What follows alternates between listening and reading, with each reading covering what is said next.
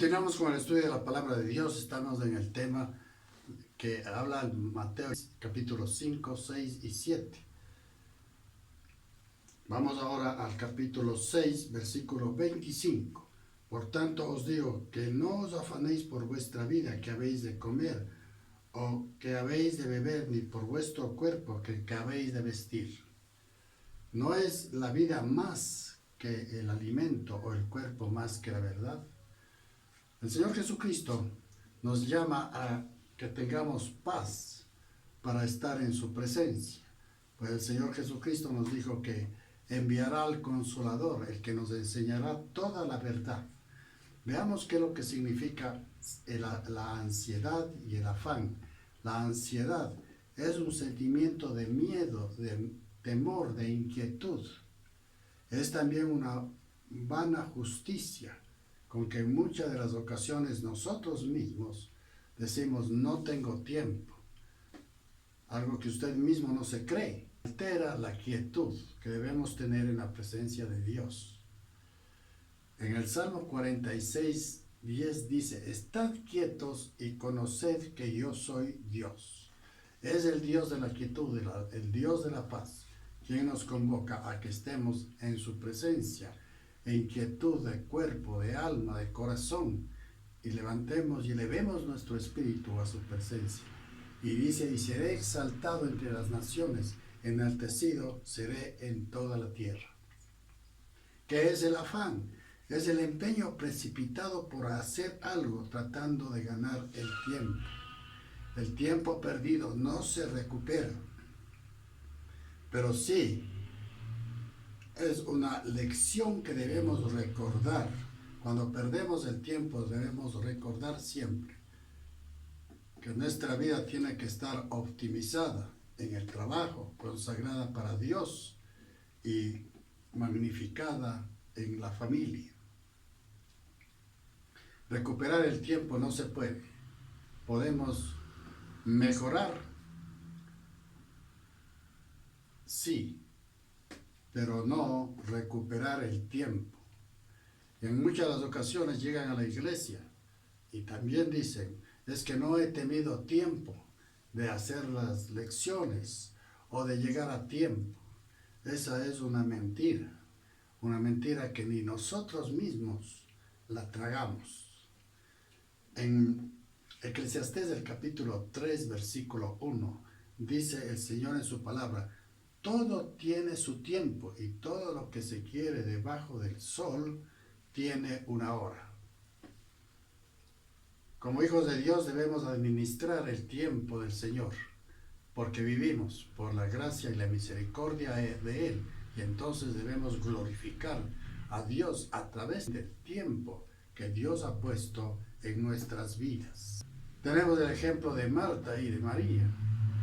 Marta era una mujer afanada, y el Señor Jesucristo le dice: afanada y turbada estás, solo una cosa es necesaria: la fe. La fe. Porque la falta de fe nos turba el corazón, y por la falta de fe somos malos administradores de la vida. Y María ha escogido, dice, la buena parte, la cual no le será quitada. Usted se acercó a Jesús para ver milagros. No ha escogido la buena parte por la cual el Señor Jesucristo vino. El Señor dice: y a María no le será quitada esa parte. La fe. Sin fe no podemos agradar a Dios. Es importante reconocer que a través de la fe podemos caminar en la voluntad preciosa de Dios. ¿Qué es la fe? La fe es la certeza de lo que se espera, la convicción de lo que no se ve. Hebreos, el capítulo 11, versículo 1. Vamos entonces ahora sí a Mateo, el capítulo 6, versículo 25. El Señor Jesucristo dice: por tanto, os digo, no os afanéis por vuestra vida. Y la importancia que tiene la palabra de Dios es con la pregunta que hace el Señor Jesucristo a cada uno de nosotros. No es más la vida que el alimento o el cuerpo que el vestido? Vivir en el pensamiento de Dios es esperar, esperar y escuchar, esperar y hacer su voluntad.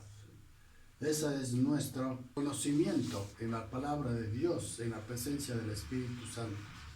El Evangelio no es ordenar a Dios, sino hacer su voluntad. Y cualquier otra cosa que se diga está fuera de la verdad. Está fuera de la verdad. No es más la vida que el alimento, dicho de otra manera. Vive para comer o come para vivir y dar gracias a Dios. Israel iba camino hacia la tierra prometida y por causa de sus carnalidades no entraron a la tierra prometida. Estaban preocupados en la comida, en las promesas del Señor, sin querer pagar el costo de llegar a la presencia de Dios. Hay un costo que pagar y es abstenernos de los gustos y de los deleites de la carne. De gracias a Dios por su cuerpo, que es único dentro de toda la sociedad. No hay otro igual a usted. Parecidos sí serán, pero no es igual. Entonces, ¿por qué se afana a ser como algún famoso o alguna famosa? ¿No es más el cuerpo que el vestido? Dios ama la parte interna del cristiano, no el vestido. Romanos del capítulo 7, versículo 23 y 25 nos enseña el conflicto espiritual que tenía el apóstol Pablo y lo tenemos nosotros también, y nos hace ver que mientras no caminemos en el Espíritu de Dios, tendremos ese mismo conflicto. Romanos del capítulo 7, versículo 23 al 25. La lucha que tenemos todos, y no podemos claudicar porque estamos sellados con el Espíritu de Dios. Él nos ayudará en todas nuestras debilidades y nos dará fortaleza de fe para caminar en la voluntad de Dios. Romanos 7:23, pero veo otra ley en mis miembros, que se revela contra la ley de mi mente y que me lleva cautivo a la ley del pecado que está en mis miembros. La ley de la carne es deleitarse en las cosas del mundo. Y entonces dice el apóstol, veo esta ley que está en mis miembros. Versículo 24, miserable de mí, ¿quién me librará de este cuerpo de muerte? Gracias doy a Dios por Jesucristo, Señor nuestro. Así que yo mismo, con la mente sirvo a la ley de Dios, más con la carne a la ley del pecado. Identifiquemos lo que es la ley de la carne y la ley del pecado contra la ley espiritual de Dios.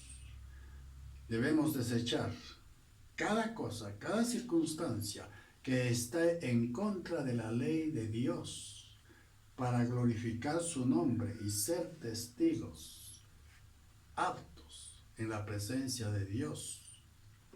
Gracias doy a Dios por Jesucristo. Así que yo mismo con la mente sirvo a la ley de Dios, más con la carne a la ley del pecado. El Espíritu de Dios, a través de esta porción de la palabra, nos enseña que debemos caminar en la ley espiritual. Y cuando empezamos a caminar y caminamos en la ley espiritual, no hay ninguna otra cosa más que nos pueda preocupar a nosotros, sino que servir a Dios y estar en una comunión constante con el Espíritu de Dios para edificación de nuestra vida. Por eso el Señor Jesucristo dice, no es más su cuerpo que su vestido. Sí es más, porque nuestro cuerpo es el templo del Espíritu Santo. Es el templo del Espíritu Santo nuestro cuerpo. Vamos por un momentito a 1 Corintios, al capítulo 3, versículo 17 y veamos lo que nos dice el Señor a través de la carta del apóstol Pablo. Primera de Corintios 3:17. Dice así el Señor: si alguno destruye el templo de Dios, Dios lo destruirá a él, porque el templo de Dios, el cual sois vosotros, santo es. No tenemos un Dios que está lejano, es un Dios que está en nosotros. ¿Desde cuándo está en nosotros el Señor? Desde el día que dijimos al Señor que creíamos que debíamos nacer nuevamente. Nacemos en el Espíritu, y el Espíritu de Dios, que es quien nos convenció de este nacimiento espiritual, mora en la vida de cada cristiano.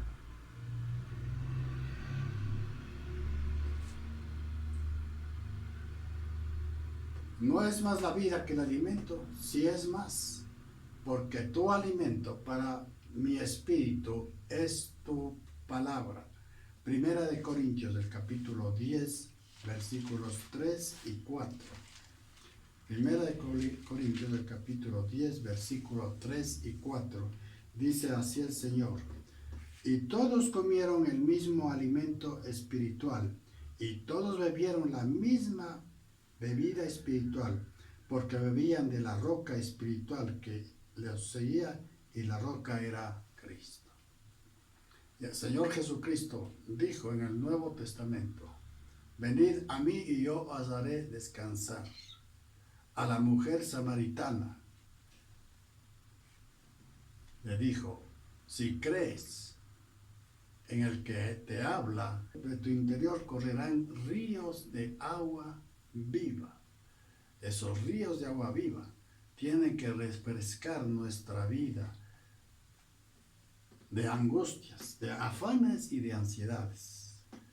No hay ninguna otra cosa más que tengamos que hacer para salir de los afanes, de la ansiedad, de las preocupaciones.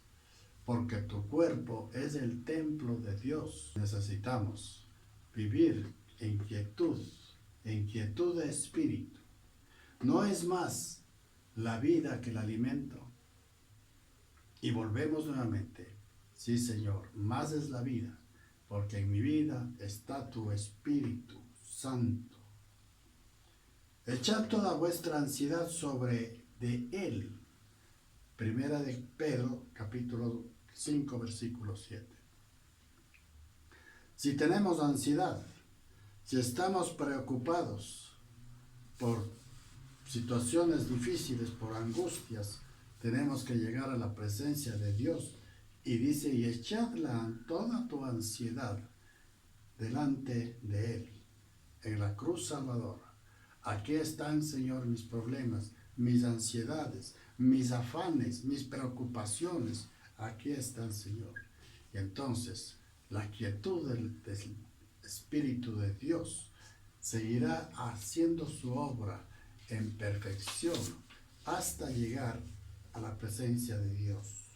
En Gálatas, del capítulo 5, versículo 18 dice: pero si sois guiados por el Espíritu Santo, no estáis bajo la ley. ¿Que cómo es esto? Bueno, si caminamos haciendo la voluntad de Dios y guiados por el Espíritu de Dios que mora en cada creyente, en cada uno de nosotros, vamos a ser guiados continuamente por el camino hacia la salvación. Vamos a ser testigos vivos y fieles para la gloria de Dios. Procuremos siempre hacer la voluntad del Señor. Cuando se acerque a Dios, acérquese más para oír que para hablar. Escuche lo que la palabra de Dios dice. Entonces podemos caminar en la voluntad de Dios. Volviendo a Mateo, al capítulo 6, versículo 23, nos dice el Señor que toda ansiedad tenemos que echar en los pies del Señor. Por tanto yo os digo, no os afanéis por vuestra vida. Terminamos el mensaje de este momento con 3 versículos que son de suma importancia para nuestra vida y sobre todo para quienes aún están alejados de Dios o se han creído no dignos de estar en su presencia. En el Salmo 8:6, lo hiciste señorear sobre las obras de tus manos, todo lo pusiste debajo de sus pies. El Señor nos ha dado autoridad para sojuzgar, para producir, para cuidar la naturaleza. Entonces tenemos el gran privilegio que Dios nos ha delegado, ser unos buenos administradores de la tierra.